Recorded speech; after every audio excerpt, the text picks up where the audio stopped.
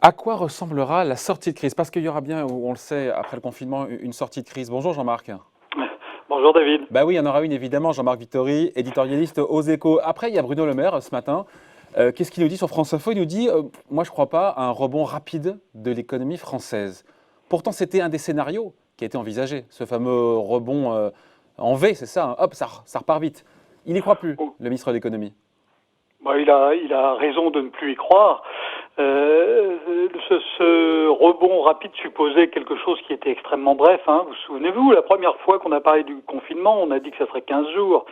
On voit ce qui s'est passé en Chine et maintenant on a la suite de l'histoire. La région de Wuhan a été confinée le 23 janvier. Elle sort du confinement en ce moment. Les écoliers n'ont toujours pas retrouvé le chemin de l'école. Donc ça veut dire plus de 2 mois. Ça fait un sixième de l'année. C'est tout à fait massif. Donc la production dévisse et va dévisser profondément. Le rebond rapide est extrêmement difficile à prévoir avec une telle durée d'arrêt des machines, des usines, des restaurants, des services. Et donc voilà pourquoi ça ne peut pas repartir très rapidement. Après, il y a ce choix du gouvernement qui a été fait de conserver une activité partielle en France, de laisser les entreprises assurer un service minimum. C'est quand même le bon choix dans l'optique, là encore, de la sortie de crise. Dans l'optique de la sortie de crise, sans doute, mais c'est un choix qui est compliqué à faire respecter dans les deux sens. Il y a des entreprises où les règles de confinement ne sont sans doute pas appliquées jusqu'où elles devraient l'être. Il y en a d'autres dans lesquelles on a surinterprété clairement ce qui s'est passé, ne serait-ce que pour éviter des négociations un peu compliquées avec les salariés. Vous pensez à quel secteur? La distribution? Non, la distribution, elle reste ouverte avec des précautions et les précautions, on les voit maintenant quand on va dans les magasins, mais elles n'ont pas pu être mises en place tout de suite. Et dans l'autre sens, on voit bien que du côté du bâtiment, il y a certaines entreprises où les mesures ont peut-être été prises de manière un peu restrictive. Donc, c'est très difficile d'organiser les choses. On n'a jamais vécu ça dans nos sociétés modernes. L'organisation, il ne s'agit pas de jeter la pierre à qui que ce soit. On est dans des situation totalement inédite où il faut inventer de nouveaux dispositifs et il faut hiérarchiser. On ne s'était pas posé la question jusqu'à présent de savoir qu'est-ce qui était important. On se rend compte que les usines de carton, c'est important parce que sinon on ne peut pas transporter les légumes. Or, les usines de carton se sont arrêtées. On ne peut pas fonctionner, on ne peut pas faire les livraisons alimentaires de base sans carton. Donc voilà, on a tout un travail à faire et à faire très vite pour savoir ce qui est essentiel, ce qui ne l'est pas. Et ce travail-là, on ne peut pas l'inventer, il faut le faire maintenant, le plus vite possible. Oui, mais Jean-Marc, quand on sort de confinement, pourquoi ça prend autant de temps, encore une fois, de tout redémarrer? C'est pas, voilà, on imagine qu'on ne remet pas la machine en marche d'un claquement de doigts, mais si tout le monde se remet au boulot, pourquoi ça ne repart pas vite? Alors, il y a un économiste américain qui a une bonne image. Il dit c'est pas un bouton sur lequel on allume pour allumer la lumière, c'est plutôt une centrale nucléaire qu'on remet en marche. Ça peut pas se faire rapidement. Une usine, vous la remettez pas en route en appuyant sur un bouton. Il faut que les gens reviennent à l'usine, il faut que les machines soient en état de fonctionner, il faut que les composants arrivent à l'usine et donc que les autres usines elles-mêmes aient redémarré. Donc tout ça, c'est assez long. Ça, c'est pour l'industrie et les usines, mais voilà. Pour les services?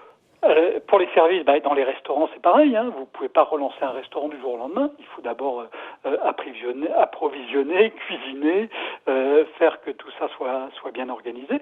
Donc voilà, il y a toute une série de difficultés techniques qui fait que ça ne redémarrera pas du jour au lendemain.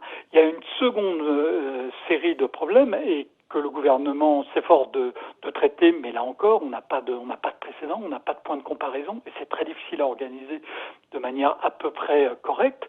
C'est toutes les entreprises qui vont disparaître. Alors je sais qu'il y a plein de mesures qui sont prises, et je pense qu'Olivia Grégoire va naturellement en parler dans quelques minutes, qui sont prises pour limiter la casse, mais la casse, il y en aura fatalement. Il y a toute une série, par exemple, d'entreprises qui fonctionnent à moitié au noir.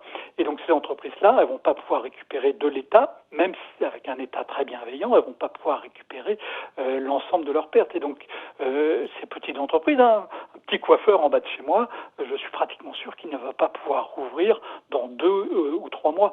Et donc, toutes ces activités qui sont à la lisière, elles vont avoir du mal à redémarrer.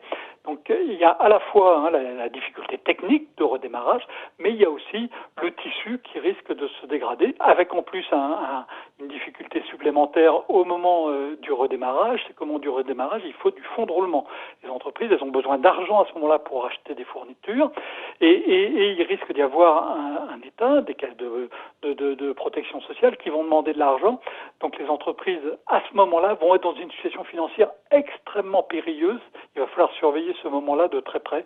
Je crois que le directeur général de COE Rexecode a publié aujourd'hui un point de vue dans les Échos là-dessus que je vous conseille de lire. Voilà. Donc en gros, Jean-Marc, si on devait résumer, le scénario le plus probable de sortie de crise, vous me direz tout dépend de la durée du confinement, mais si on se dit qu'on est entre 30 et 45 jours de confinement, on oublie donc la reprise rapide. Oui. Ça rebondit, mais ça rebondit mollement. On peut le quantifier. Je sais que c'est compliqué. Vous savez, il y a les économistes, ils aiment bien jouer avec les lettres. Donc il y avait le V, c'est le rebond rapide qu'on évoquait. Mais ça, on oublie le rebond en V. Oui, alors ça c'est oublié. C'est oublié pour les raisons que j'expliquais, à la fois pour des raisons techniques et des raisons de tissu d'entreprise qui sera dégradé même si on fait beaucoup d'efforts pour limiter la casse. Donc le V, il faut l'oublier. Le W, c'est l'hypothèse d'une épidémie qui repart, comme on l'avait vu avec la grippe espagnole en 1919 et 1920. Donc ça, on ne sait pas pour l'instant. Apparemment, on explique à W, donc l'activité repart et puis il y a une deuxième vague d'épidémie. Voilà. Et donc ça refait chuter. De reconfinement. Et donc ça rechute. Ça, on ne sait pas encore, mais l'exemple chinois, pour l'instant, croisons les doigts, est plutôt réconfortant sur ce point. Il y a le L, c'est-à-dire ça plonge et ça repart pas, ça je crois pas. Moi je crois qu'on va voir le swoosh de Nike. Vous voyez l'espèce de virgule de Nike, c'est-à-dire qu'on a une descente brutale et ça remonte doucement. Et ça va remonter très doucement pour des raisons à la fois techniques, de tissu entrepreneurial, de finances aussi, parce qu'on n'a pas encore vu la crise financière. Alors vous allez me dire les bourses ont beaucoup dégringolé, certes, mais on n'a pas encore vu toutes les conséquences sur les circuits de financement de l'économie. On peut imprimer beaucoup de billets et les banques centrales vont faire de la création monétaire massive, mais ça ne suffit pas si les tuyaux par lesquels doit circuler cet argent sont fragilisés. Or, ils sont extrêmement fragilisés par ce qui se passe en ce moment même. Ouais. Avec l'idée, on sort un peu du sujet, mais on est dedans évidemment. L'économie française ne peut pas rester indéfiniment non plus sous perfusion publique. C'est-à-dire qu'aujourd'hui, on sait qu'un ou deux trimestres, ça passe, notamment parce que la BCE est là pour acheter la dette française. Mais ce n'est pas tenable pour nos finances publiques si d'aventure ça devait durer au-delà de 1 ou 2 trimestres. Ça n'est pas tenable. Les banques centrales peuvent fournir, mais il y a un moment où s'il n'y a plus rien à vendre, s'il y a plus, ça va poser des problèmes qui ne peuvent plus être réglés. Toute la politique qui est mise en place actuellement et qui est souhaitable, qui est nécessaire, est une politique qui suppose qu'on s'appuie sur des stocks existants. Mais ces stocks, on va les manger petit à petit. Et ensuite, quand ces stocks auront été mangés, il faudra reproduire à nouveau. Si on est confiné massivement pendant des mois et des mois, et on entend des médecins qui voudraient un confinement pendant 6 mois, 12 mois si nécessaire, à ce moment-là, les conséquences économiques